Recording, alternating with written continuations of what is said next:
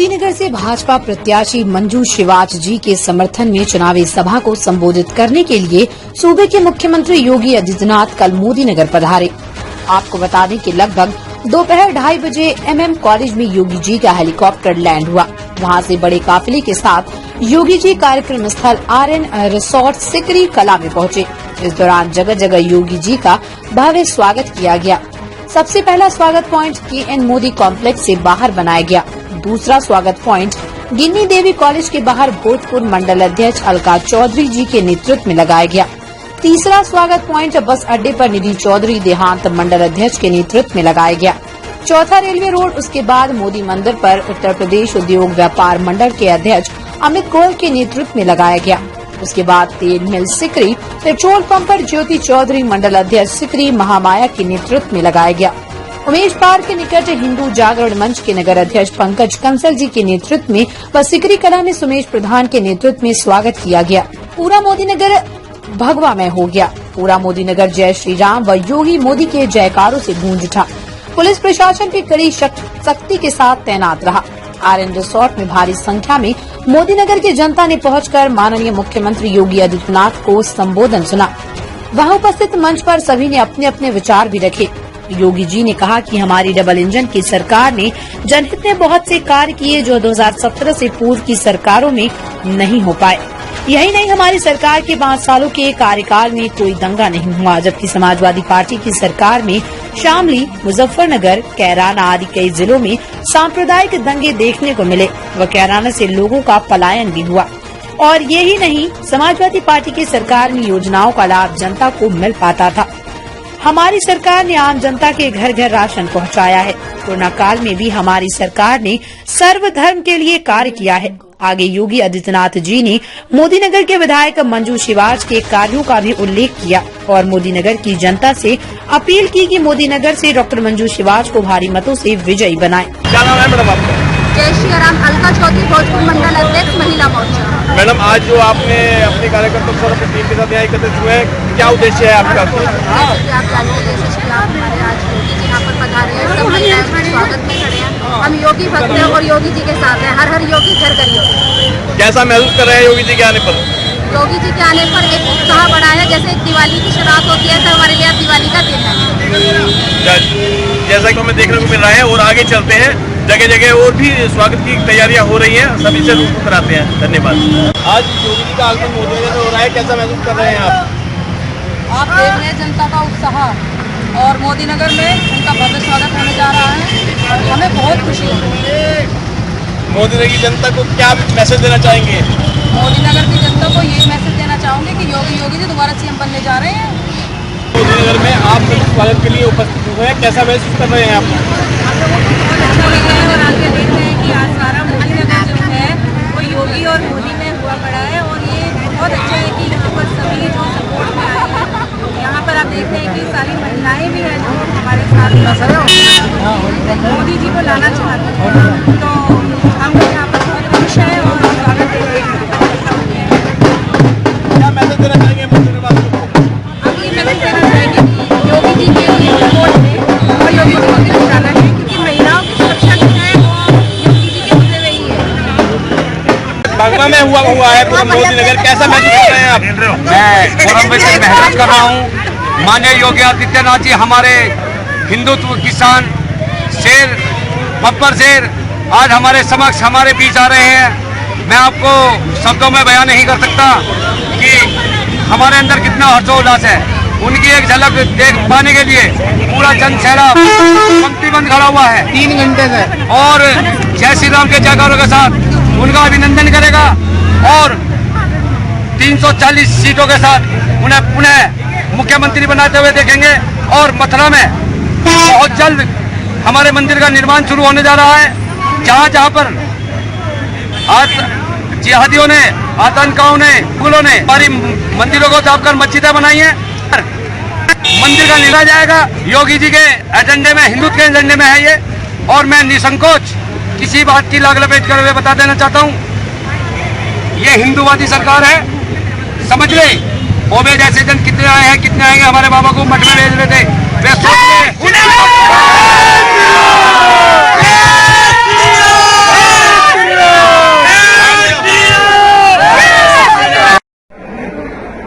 विधानसभा seat में Bharatiya Janata party के प्रत्याशी के समर्थन में विशेष रूप से अपील करने के लिए आया हूं।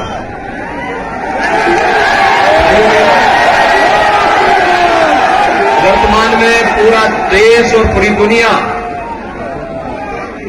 इस सदी की सबसे बड़ी महामारी का सामना कर रहा है। कोरोना कालखंड में कुछ चीजें आपने देखी होंगी। प्रधानमंत्री मोदी जी के नेतृत्व में भारत की 135 करोड़ की आबादी के लिए फ्री में टेस्ट, फ्री में उपचार, फ्री में वैक्सीन। कितने लोगों ने वैक्सीन ली है?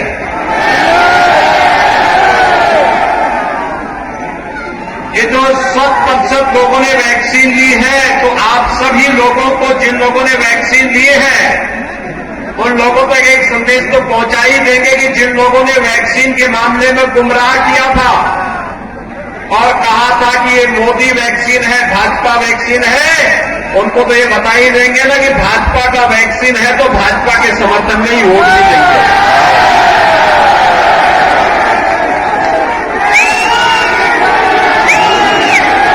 सबको वैक्सीन, फ्री में वैक्सीन।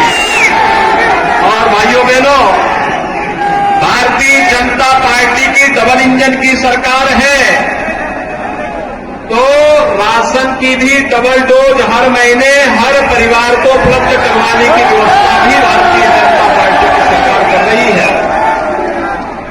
मुझे एक बात बताइए, ये जो फ्री में उपचार, फ्री में टेस्ट, फ्री में वैक्सीन, अन्न योजना का लाभ, गरीबों के लिए आवास, 43 लाख गरीबों के लिए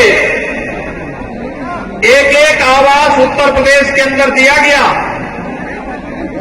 2 करोड़ 61 लाख गरीबों को एक शौचालय दिया गया। भाइयों बहनों, जो ये शौचालय, बिजली, पुल, सड़क, ये रैपिड रेल, ये 12 लेन का एक्सप्रेस हाईवे, ये डिफेंस कॉरिडोर, ये जितना भी आ रहा है, ये 2017 के पहले भी आ सकता था, लेकिन 2017 के पहले ये जो सपा बसपा वाले आए हैं ना, इनके इत्र वाले मित्र सारा पैसा खा जाते थे। इत्र वाले मित्र गरीब का पैसा और विकास का पैसा आरसीसी की दीवारों में कैद कर देते थे और विकास ठप होता था, गरीब वंचित होता था और पैसा वहां कैद होकर के मां लक्ष्मी उनको श्राप देती थी। लेकिन जब सरकार का बुलडोजर चला और जेसीबी से हम लोगों ने आरसीसी की दीवारों को तोड़ करके आज पैसा निकाला है, तो भाइयों बहनों 30,000 करोड़ रुपए की लागत से रैपिड रेल दिल्ली मोदी नगर होते हुए मेरठ तक जा रहा है। जब ये बनेगा तो मात्र 20 से 25 मिनट में आप दिल्ली की यात्रा पूरी कर देंगे। और इसके लिए संघर्ष किया है आपकी विधायक डॉक्टर मंजू शिवाज जी ने, आपके सांसद डॉक्टर सत्यपाल सिंह ने। ये लोग बोलते थे, हम लोग बोलते थे यूपी में 30,000 करोड़ रुपए कहां से आ जाएगा। इन्होंने कहा कि नहीं, राज्य सरकार पहल करे, केंद्र सरकार भारतीय जनता पार्टी की डबल इंजन की सरकार एक साथ आगे बढ़ जाएगी, कार्य हो जाएगा। और भाइयों बहनों, आज कार्य हो गया। मैं आपसे पूछना चाहता हूं, 2017 के पहले हम लोग जब 2017 के चुनाव में आए थे पश्चिमी उत्तर प्रदेश में, 2014 के चुनाव में पश्चिमी उत्तर प्रदेश में आए थे, तो 2014 के लोकसभा चुनाव में एक पश्चिमी उत्तर प्रदेश दंगों की आग से जुलूस रहा। 17 के पहले जब भी हम लोग आए थे, जिस परिवार में जाते थे, परिवार एक ही बात कहता था कि बेटियां सुरक्षित नहीं है, अपनी बेटियों को कैसे स्कूल भेजेंगे। सामने है जिसके पास क्षमता रहती थी वो बेटी को दूर कहीं छात्रावास में भर्ती कर देता था, लेकिन जिसके पास क्षमता नहीं थी वे बेटियां असुरक्षा के माहौल में जीने के लिए मजबूर थी। आपको याद होगा कैसे होता था मुजफ्फरनगर में सचिन और गौरव नाम के युवकों की हत्या इसलिए कर दी गई थी, उन्होंने अपनी बहन की रक्षा करने के लिए एक सौदे से पूछने के लिए गए थे कि भाई हमारी बहन को क्यों परेशान करते हो। एक ही बात कहा था, लेकिन भाइयों बहनों उन दो निर्दोष नौजवानों की निर्मम हत्या कर दी गई थी। और हत्यारों को बचाने वाले कौन लोग थे? जिन लोगों को हमारी सरकार ने जेल के अंदर ठूसा था, ये वही लोग थे ना, जैसी करनी करनी, ये लोग हिंदुओं की हत्या करते थे, किसानों के घरों पर आग लगाते थे। और इससे ज्यादा शर्मनाक क्या हो सकता है कि भाइयों बहनों, किराना के व्यापारियों को भगाने वाला अपराधी समाजवादी पार्टी का प्रत्याशी बनता है। बुलंदशहर का दंगाई समाजवादी पार्टी का प्रत्याशी बनता है। मुजफ्फरनगर का दंगाई समाजवादी पार्टी का प्रत्याशी बनता है। और सचिन और गौरव जैसे युवकों की और सैकड़ों किसानों की हत्या के लिए जिम्मेदार अखिलेश यादव सरकार के मंत्री को क्लीन चिट देने वाला आपके यहां से उनका प्रत्याशी भी बनता है। इससे ज्यादा शर्मनाक और क्या हो सकता है? भाइयों बहनों, एक हत्या केवल सचिन और गौरव की नहीं हुई थी 2013 में।